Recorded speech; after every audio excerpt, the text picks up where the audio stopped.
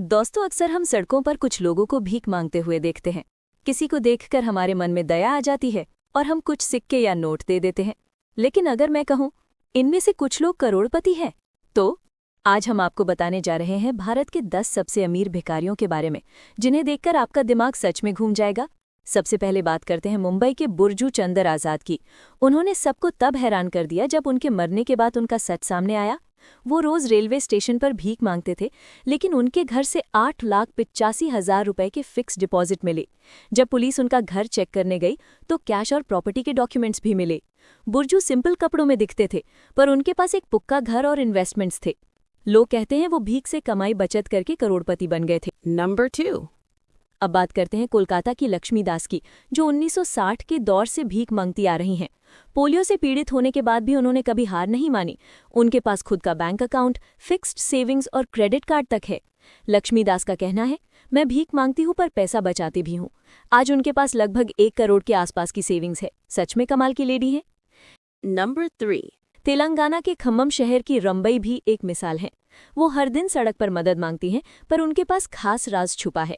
लोग कहते हैं उनके पास प्रॉपर्टी और सेविंग्स दोनों हैं, पर उन्होंने कभी खुलासा नहीं किया। उनका कहना है, मैं ज्यादा दिखावा नहीं करती, बस अपना काम करती हूँ। कहते हैं अगर उनकी असली दौलत सामने आई तो गांव वाले चौंक जाएंगे। Number 4. अब आते हैं मुंबई के हाजी पर। हाजी का अपना जरी का बिजनेस है, जहां 15 लोग काम करते हैं। उनके पास घर, जमीन और लाखों की प्रॉपर्टी है, फिर भी वो रोज सड़क पर भीख मांगते हैं। वो कहते हैं यही मेरी आदत बन गई है। उनके परिवार ने उन्हें भीख छोड़ने को कहा, पर उन्होंने मना कर दिया। रोज वो 1000 से 1500 रुपए तक कमा लेते हैं, और त्योहार के दिन तो और भी ज्यादा। Number 5. विरार मुंबई के संभाजी काले को लोग एजुकेटेड बेगर कहते हैं। वो रोज 800 से 1000 रुपए तक कमा लेते हैं। उनके पास 2 घर हैं, एक सोलापुर में और एक मुंबई में। संभाजी ने अपने पैसों का सही यूज किया, इन्वेस्टमेंट और बैंक डिपॉजिट दोनों। उनका कहना है, मैं भीख से भी अपना फ्यूचर सिक्योर कर सकता हूँ। Number 6. पटना की सराविया देवी भी एक अलग मिसाल है। ये एक बुजुर्ग महिला है जिन्होंने भीख से ही अपनी बेटी की शादी कराई और LIC प्रीमियम तक भरा। उनके पास अपना घर है और वो कई तीर्थ यात्रा कर चुकी हैं, एक फॉरेन ट्रिप भी। उनकी मंथली इनकम 40,000 के आसपास है। वो कहती हैं, मैं भीख मांगती हूँ पर जिम्मेदार भी हूँ। Number 7. नाला सुपारा के कृष्ण कुमार गीते अपने भाई के साथ रहते हैं। उनके पास खुद का फ्लैट है और लाखों रुपए बैंक में बचे हैं।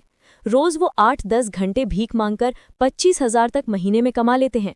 वो कहते हैं, मैं अपने पैसे से खुश हूँ, मुझे सिर्फ रोज मिलने वाले लोग पसंद है। उनके भाई उनके सारे फाइनेंसेस का ख्याल रखते हैं। Number 8.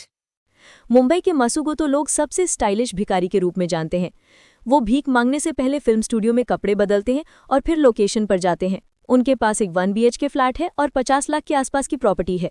परिवार के कहने के बाद भी वो भीख मांगना नहीं छोड़ते। मसू कहते हैं, लोग फैशन से पैसे कमाते हैं, मैं भी अपनी स्टाइल से कमाता हूँ। Number 9. पटना के पप्पू कुमार के पास तो 1 करोड़ से ज्यादा का बैंक बैलेंस है। उनके 4 बैंक अकाउंट्स हैं और वो छोटे बिजनेस वालों को पैसा उधार भी देते हैं। पप्पू ने एक एक्सीडेंट के बाद भीख मांगना शुरू किया था। आज उनका बेटा इंग्लिश मीडियम स्कूल में पढ़ता है और घर में सारी सुख सुविधा मौजूद है। फिर भी वो कहते हैं, भीख मेरी पहचान है। Number 10.